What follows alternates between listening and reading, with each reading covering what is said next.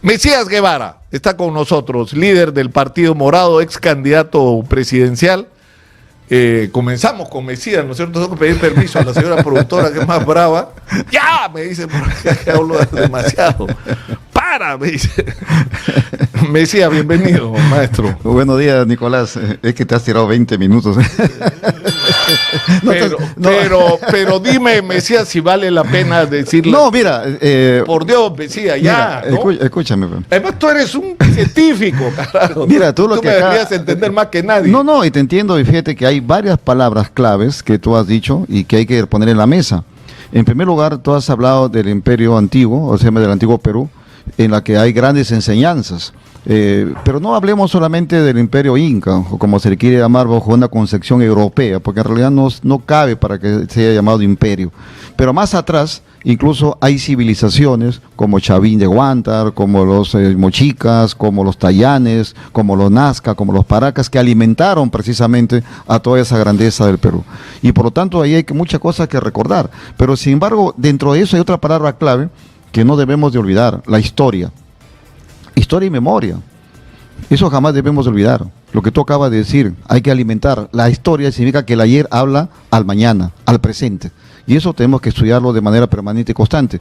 Y hay una parte en la que tú dijiste en tu perorata, cuando hablaste de que por qué el Perú, siendo tan grande en el antiguo Perú, en la parte del virreinato, por qué es hoy como hoy. ¿Sabes por qué, Nicolás? Porque los que llegaron al Perú fueron mercaderes.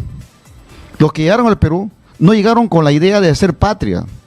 Con los que llegaron al Perú vieron como un botín, como ahora una clase política que tú reclamas que hay que confrontar. Esa clase política es el engendro de la historia de lo que hemos vivido a lo largo de estos tiempos. Hasta hoy no tenemos empresarios en el Perú que piensen en nuestra patria. Tenemos mercantilistas y mercaderes que se ha postergado de la época de la colonia. Es por eso que tuvieron que venir con un San Martín, un Bolívar, para poder hacer que la independencia del Perú se dé. Porque los criollos no querían la independencia, estaban felices, estaban teniendo impuestos al indio. Imagínate que le pedían impuestos al indio. Y todas las grandes haciendas, las encomiendas. Por lo tanto, al Perú llegaron mercaderes. No llegaron con la más mínima idea de hacer patria. No llegaron con la más mínima idea de hacer nación, de hacer patria, de hacer Perú. Y es por eso que esa hasta ahora se prolonga. Y si tú sigues a lo largo de la historia, vamos a encontrar a los mercaderes. Fíjate que, ¿quiénes son los padres de la República en realidad? El padre de la República es Faustino Sánchez Carrión, el solitario de Sayán. Otro gran héroe que tú acabas de decir, más allá de Grau, hay un peruano, ilustre peruano, como fue José Gálvez Egusquiza, que él fue realmente héroe del bicentenario, del centenario, porque él fue el que creó lo que es la Constitución del año 1856, el Gabinete de los Talentos se lo integró, él fue el que realmente inspiró a Castilla para que se aboliera el tema del esclavismo, crear el presupuesto de la República, crear una Constitución inmediatamente liberal, que luego en el año 1860, el Bartolomé Herrera, con el concordato bendito con el Vaticano, volvieron a la Constitución otra vez. Por lo tanto, esos temas tenemos que aprender. La consolidación de la deuda de Echenique, que todos aquellos que habían invertido en la independencia del Perú le daban pagar deuda, cuando él se puso el primero siendo presidente de la República, ahí viene el Guano, la isla. Por lo tanto, eso no hay que olvidarlo. Y eso hasta ahora se prolonga y se posterga y se está institucionalizado. Claro, pero no lo aprendemos. O sea, Alfonso Quirós, al que lo conocí cuando éramos chicos, jóvenes, estudiantes, apasionados, escribió un libro extraordinario sobre la historia de la corrupción en el Perú. Y yo estoy seguro, conociendo a Alfonso con la esperanza, aunque él era escéptico en muchos sentidos, pero con la esperanza de que sirviera para que aprendiéramos de su historia. No aprendimos nada. Nada. O sea, la corrupción después del libro de Alfonso Quirós ha sido peor, Mesías. Peor, la corrupción que tenemos hoy es la peor de la historia del Perú. Pero eso es lo que te estoy diciendo. ¿Por qué? Porque el Perú no está gobernado por políticos. El Perú está gobernado por mercaderes, por mercantilistas, como tú lo acabas de decir, coincido plenamente con lo que has expresado.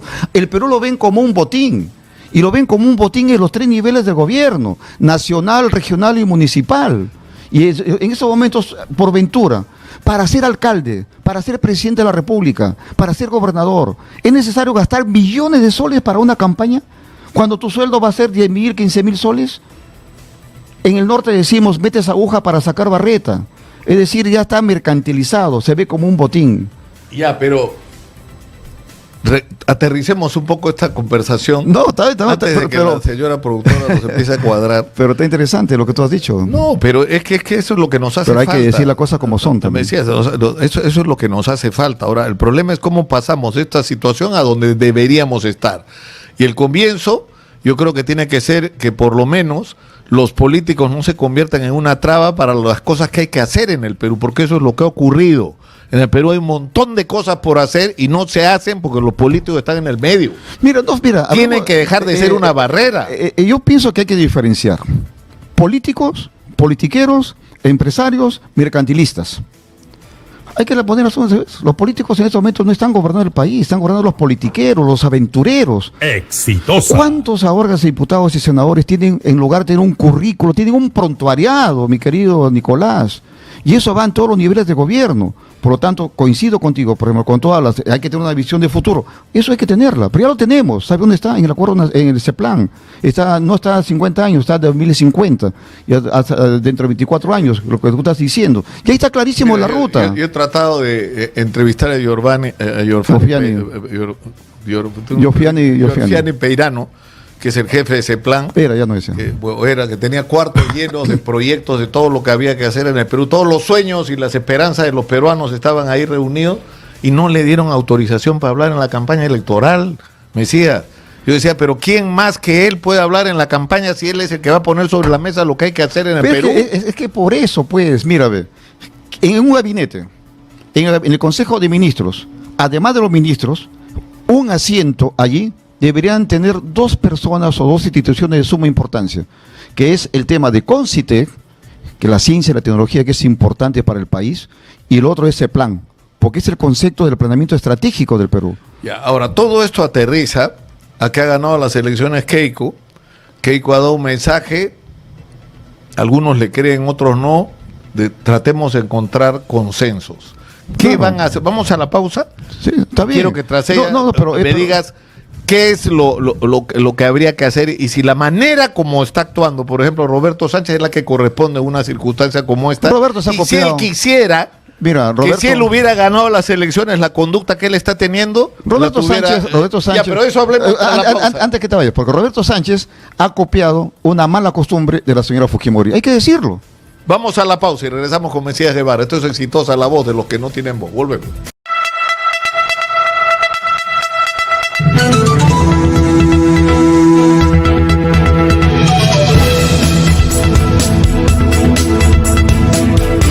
Estamos en Exitosa, la voz de los que no tienen voz, 95.5 en la FM en Lima, canal 34, en Movistar 6.1 en la televisión digital terrestre.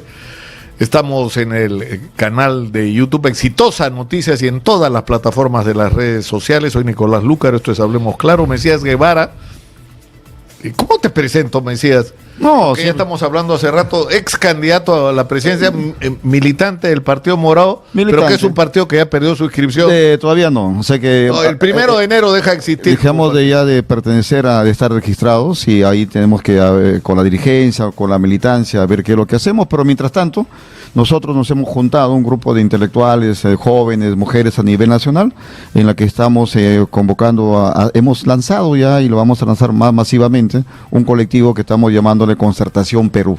Y esa Concertación Perú es la idea para generar precisamente lo que tú acabas de decir, es decir, convocar a los gremios empresariales, a los gremios sindicales, agricultores, jóvenes, mujeres, a ese Perú invisible, mi querido Nicolás, lo que tú acabas de decir. Hay un Perú invisible que está abandonado en estos momentos. Pero, en fin, ya eso será tema para otro momento, ¿no es cierto? Porque yo creo que ha habido oportunidades extraordinarias en el Perú, el movimiento Libertad, con las diferencias que tengo yo. Claro. ¿no? Porque yo creo que, no sé, el liberalismo, en fin, es lo más articulado que hay, pero el liberalismo del movimiento Libertad, o sea, que era el liberalismo en lo económico, en lo político, en lo social, en la vida cotidiana, la real o sea, libertad. No eran liberales en economía, entre comillas, para al final terminar siendo mercantilistas que aprovechan sus conexiones con el Estado para hacer negocios, y recontra conservadores en todo los derechos fundamentales de la cuando persona. El liberalismo se construyó contra el conservadurismo. Pero así en es. fin, ya. Y en realidad todos. Pero la segunda oportunidad fue el Partido Morado. El Partido Morado fue y de repente ahora es Nieto. Nieto está tratando de ocupar ese espacio y eso no sé, pero en fin. Ahora, ¿qué opinas tú de esto? Keiko ha dicho, hay que reconciliarnos.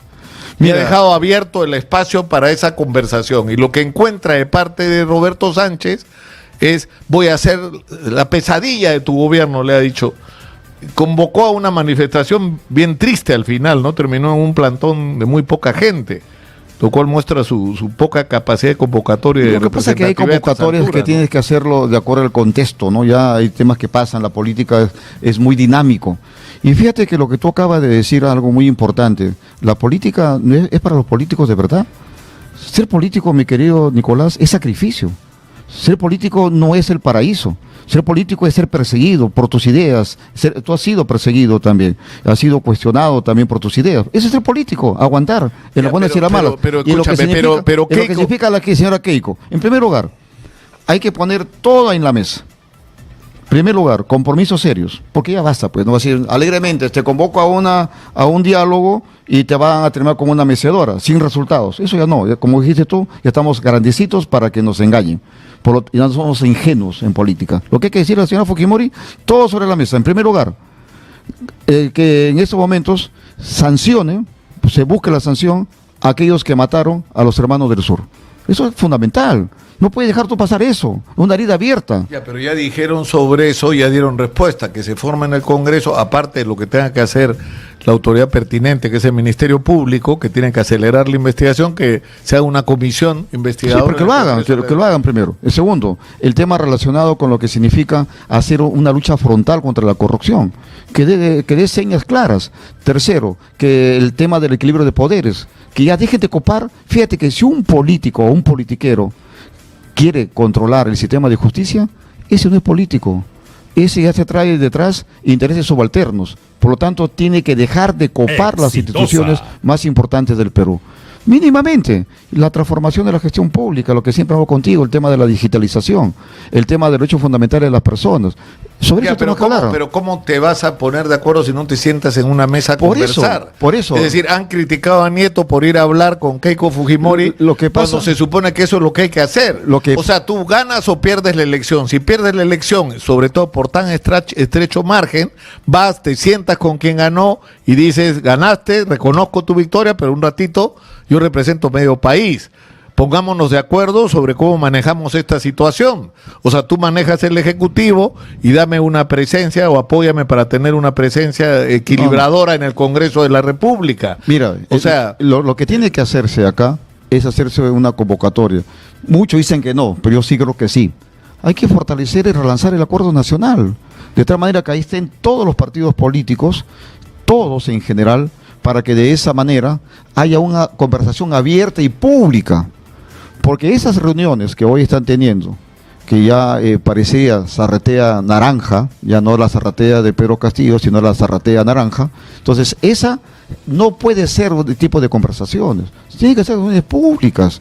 Mira, cuando fue PPK visitado por Alan García, fue al día siguiente, acuerdo número 1, que José lo sea embajador en Andorra. Por favor, eso no es gobernabilidad.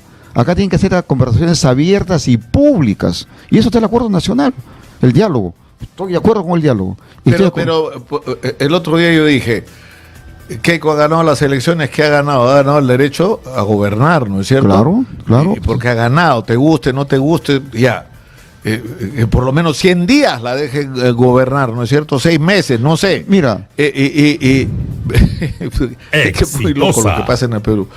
Así como me acusaban de terrorista hace 5 años porque decía Castillo ganó las elecciones, ahora que yo digo ganó Keiko, resulta que soy naranja porque digo lo que en realidad ha dicho el electorado y más allá de nuestros gustos o no, ¿no es cierto? Entonces, ¿qué es lo que correspondería? No correspondería dejar que la señora gobierna, sentarse con ella, decirle, te propongo esto. Lo que tenemos que ver es lo siguiente. En primer lugar, ya estamos a 15 o 10 días menos para que dé su mensaje a la nación, y hasta ahora no conocemos su gabinete, lo tiene bajo 7 llaves, pero sí conocemos a los miembros del Comité de Transparencia, donde vemos que hay varios reciclados que han estado en el gobierno de Gerí, que han estado en el gobierno de la señora Boluarte, que han estado con gente cercana a Acuña. Por lo tanto, lo que está mostrando es que es más de lo mismo. Y ella misma ha dicho, voy a gobernar como lo hizo mi padre. Por lo tanto, los peruanos en general, lo que tenemos que estar atentos son a dos cosas, mínimamente. En primer lugar, ver quién va a ser su gabinete, que nos diga quién va a ser su gabinete. Número dos, escuchar el mensaje de la nación. Y también es otro tema fundamental. Y número tres, que convoque el Acuerdo Nacional. Y que el Acuerdo Nacional haga una excepción y nos convoque a todos, aquellos que estamos en el Congreso y no estamos en el Congreso. Eso mínimamente. Y con eso se definirá cuál es la ruta. Pero lo que sí hay que estar vigilantes, lo que te digo, los puntos primeros, anteriores. Sin eso no va a haber diálogo. Pero digamos, tú digamos, como que no le crees mucho a no le creo. ¿Es cierto? Ya. Sin embargo, ha ganado la elección. Y lo primero por lo que hay que empezar es reconocer el resultado de esa elección. Mira, la elección la ha ganado de una manera muy ajustada, como ocurrió con Pedro Castillo hace 5 años. Y a diferencia de lo que hizo la derecha, lo correcto sería reconocer el resultado, felicitar a la señora por su resultado, recordarle que ha ganado por las justas y que tendría que escuchar a todos, incluyendo los ustedes, exitosa, y poner sobre la mesa lo que ustedes proponen. ¿No es eso más razonable? ¿No deberían ustedes ir a hablar con ella? No, porque en lo personal yo sí voy a asistir a una convocatoria, sí que tienen a bien a convocarme, por supuesto, una convocatoria amplia, abierta, dentro del Acuerdo Nacional, dentro del marco institucional. Pero el Acuerdo Nacional no es una institución. No, claro, es una institución en la que estamos todos. Que no sirvió para nada, en el momento crítico desapareció. ¿Dónde estaba el Acuerdo Nacional en diciembre del año 22? El Acuerdo Nacional estuvo ahí, lamentablemente en ese momento la señora Boluarte prácticamente lo inhabilitó. En ese día 9 de febrero, enero, recuerdo, estábamos en plena sesión del Acuerdo Nacional cuando hubo la matanza de Juliaca. Y en ese momento, de ahí nunca más nos volvimos a reunir. ¿Por qué? Porque pero era cuando más se tenía que sí, está bien, pues, porque ahí la señora Boluarte se despachó contra el Acuerdo Nacional, prácticamente lo desapareció. Y por lo tanto es un tema que tenemos que ver. Ahora, el tema relacionado con lo que tú acabas de decir, el caso de quererle o no creerle, fíjate que en este momento la encuesta que ha salido ayer por el IEP, ¿qué dice la encuesta del IEP? La encuesta del IEP dice lo siguiente, la encuesta del IEP dice, Nicolás, que el 26% creen que ha habido fraude, 17% que ha habido serias irregularidades. Yo me quedo en ese 17%, han habido serias irregularidades. Por lo tanto, hay 43% que no le creemos a la señora Fujimori, por lo menos en su elección. Y ahora, o sea, ¿tú crees que no ha sido electa legítimamente? Legalmente sí, pero no tiene legitimidad. Legal sí, el Jurado Nacional de Elecciones tiene todas las prerrogativas. No, ha sacado más votos, Mesías. 49.600 más votos que está bien, pero 49.600 pero te estoy con diciendo, eso ganas una elección. Hasta con un voto puedes ganar. Pero yo lo que te estoy diciendo es que el jurado, desde el punto de vista constitucional y legal, ya lo reconoció el jurado. ¿Por qué tienes que decir, oye, me vas a reconocer, no me vas a reconocer? Si el jurado ya lo hizo, que es la máxima instancia. Ahora lo que nos queda acá es delinear dos cosas: los que están en el gobierno y los que estamos en la oposición. ¿Y oposición qué significa? Oposición significa vigilar, fiscalizar, decir, oiga, déjese de vainas, usted está manejando malos recursos, usted está que abandona al pueblo cada día más, está que ampara a los mercantilistas. Si tú en estos momentos, por ejemplo, ¿qué pasó con esa señora arquitecta cuando fue contaminada por el suero Medifarma? ¿Qué ha pasado con esa señora? ¿Murió? ¿Y le pasó algo a suero Medifarma? A esos chiquillos que les han dado contaminado con esas comidas de Cualiguarma, Digesa, sí, Digemil. Eso, mira, yo el otro día lo dije, y yo creo que todo lo que ha pasado en salud en el Perú en los últimos tiempos tenía que ser auditado de una manera muy rigurosa. Fue el cogobierno. Y este tema se de que el laboratorio más moderno del Perú falle en una cosa tan básica como mezclar agua con sal. Pero eso esa yo no me la creo. Y que encima, ¿sabes a cuánto han vendido las botellas de suero cuando sacaron a Medifarma del mercado? Me imagino con precio mínimo, ¿no? ¿Qué mínimo? A 11 soles un frasco de 1 litro que cuesta por eso te digo, el mercantilismo es un ladronero así de eso. Por eso. O sea, sacas del mercado el principal proveedor de suero para meter suero sobrepreciado. Pero mercantilismo duro y puro. Me estoy yendo de boca. Oye, pero eso ha pasado. Es que la salud en el Perú es un negocio. Es que yo esperaría, porque ahí hay que hacer una investigación y ir hasta el final de qué pasó. Lo único que sé es que en qué terminó la historia, en que hubo pendencieros que han terminado vendiendo suero a un precio absolutamente sobrevalorado. Pero en fin, regresemos al tema. Estamos en el tema. Es decir, ya... Keiko es la presidenta, ya no hay nada que discutir. No, nadie discute eso. Ya, ahora, uno de los temas de debate es Pedro Castillo, porque evidentemente el país necesita reconciliarse. Pedro Castillo hizo un intento de golpe de Estado, o sea, pretendió hacer un golpe de Estado. Yo creo que sí. No sé qué, la verdad ni me importa mucho lo que diga el sistema de justicia, pero yo creo que la inmensa mayoría de ciudadanos lo vimos. El señor intentó hacer un golpe de Estado, que la justificación era que lo querían vacar, lo que quieras, pero que hizo lo que hizo, que violó la Constitución a los ojos de todo el Perú. Ahora, Nieto dice, por ejemplo, que sería un gesto político para avanzar en la reconciliación, que Keiko abriera el espacio para que sea posible una gracia presidencial o la fórmula que fuera. La Unión de Gremios está en contra, ¿no? Dice que un eventual indulto o derecho de gracia a Castillo debe resolverse exclusivamente conforme con la Constitución y la ley, sin presiones ni cálculos políticos. Tal como ha precisado el Ministerio de Relaciones Exteriores, el pronunciamiento del Grupo de Trabajo de la Organización de Naciones Unidas no es vinculante, no constituye una sentencia y no modifica las decisiones de la justicia peruana. Todo eso es verdad. O sea, que Castillo intentó hacer un golpe de Estado, está claro. Que eso debería ser penado de la manera más severa, por supuesto que sí. Pero por el otro lado, en términos políticos, este país necesita reconciliarse. Mira. Y la verdad es que el interlocutor es Castillo, pues, no Roberto Sánchez. Habría que hablar con Castillo. Habría que ver. El que ha sacado los 9 millones de votos no es Sánchez, es Castillo. Habría que ver este gremio.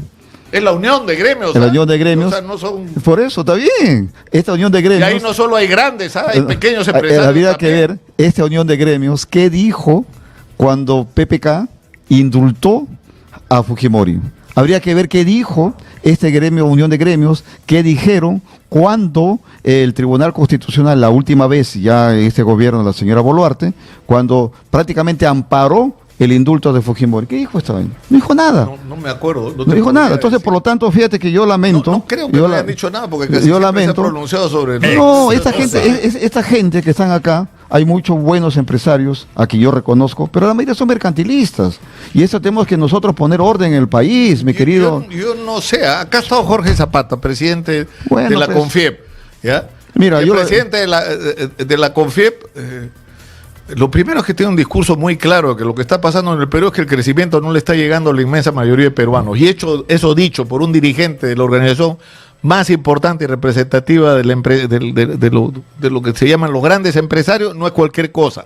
Y no son solo grandes empresarios, ¿sabes? Porque CONFIEP ha abierto su espacio también a las pequeñas empresas, ¿sabes? Yo apuesto eso ha sido un cambio significativo.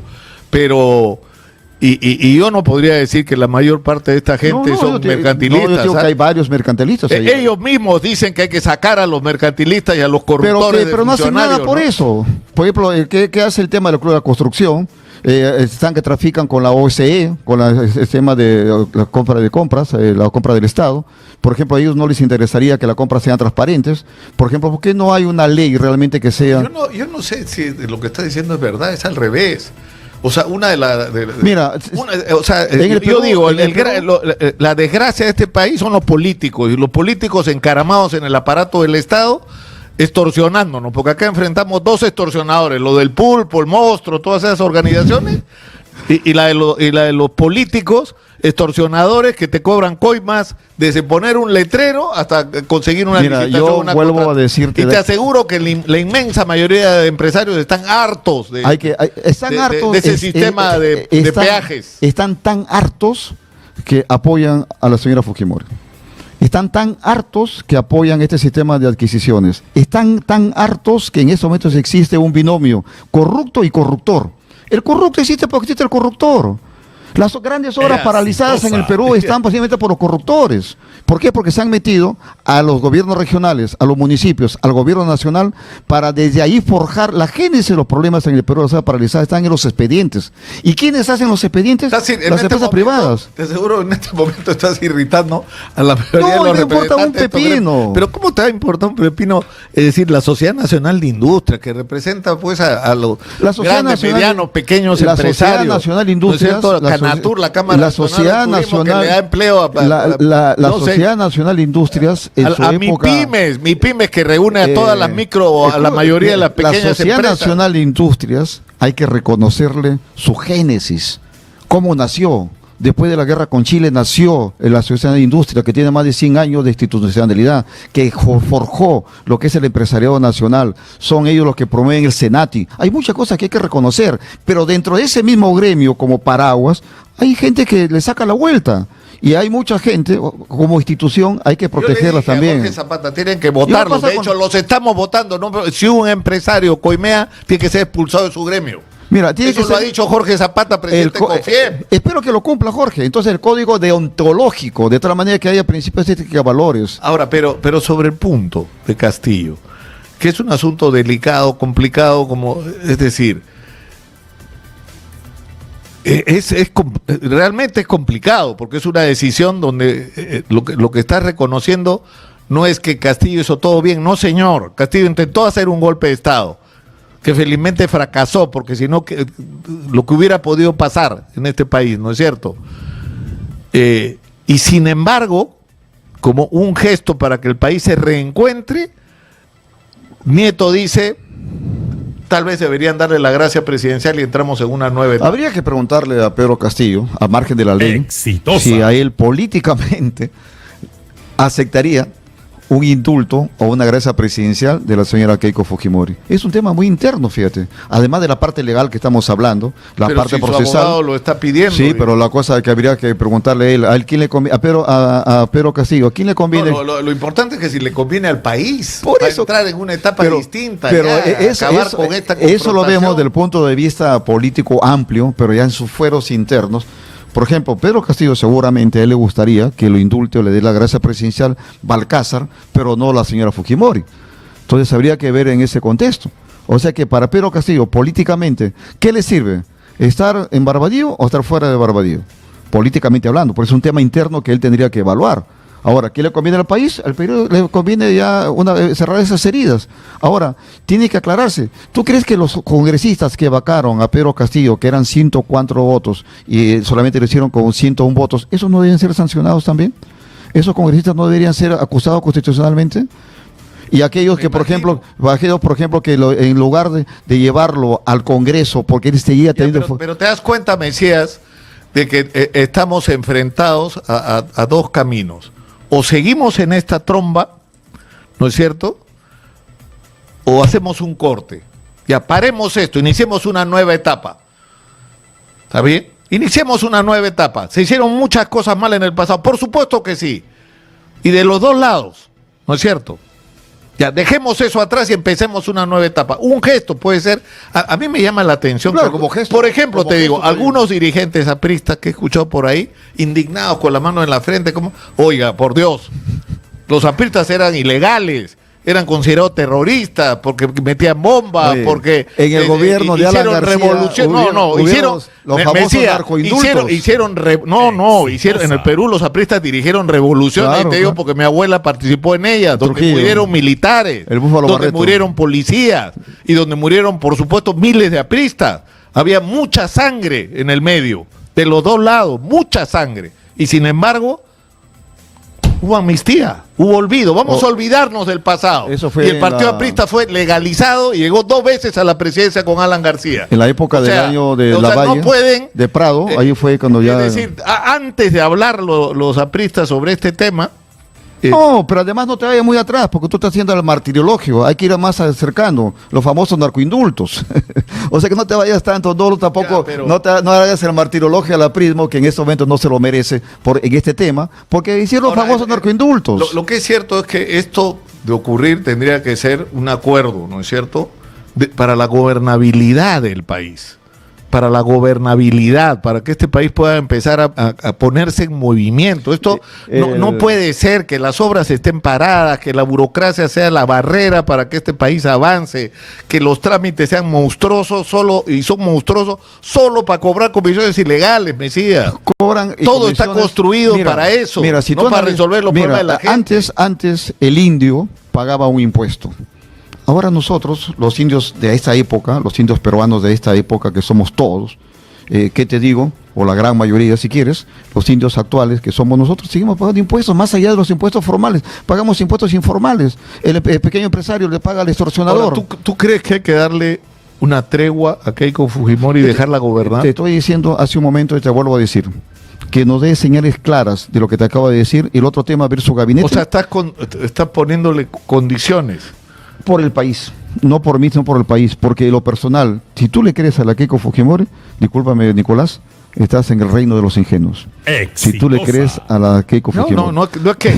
Lo único que te digo es, más allá de que le creas o no, el creerle o no, ya terminó porque ganó las elecciones. Pero ganó, pero. Y si ganó las elecciones, se ha ganado el derecho a gobernar. Es que no es una discusión de si me gusta o no me gusta. Mira. A mí me hubiera gustado que otro sea el que esté donde Nicolás, ella está, pero Nicolás, ya ella fue la que ganó. Nicolás, y no ella, Sánchez tampoco. Ella ha ganado el derecho de gobernar, eso sí está indiscutible, eso no te lo discuto.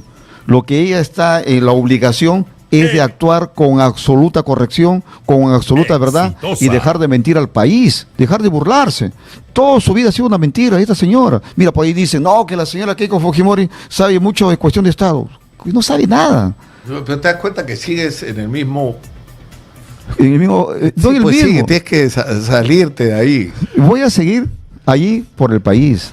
Y simplemente decirle al señor, pues, sentémonos con una cuestión abierta, si él lo tiene bien de convocarnos, y como dices tú... Pero te das cuenta del riesgo que tenemos que terminar ya, pero el riesgo que se corre, y te lo digo sinceramente, es que Keiko empiece a hacer cosas... Por eso. Como las hizo su papá. Por eso.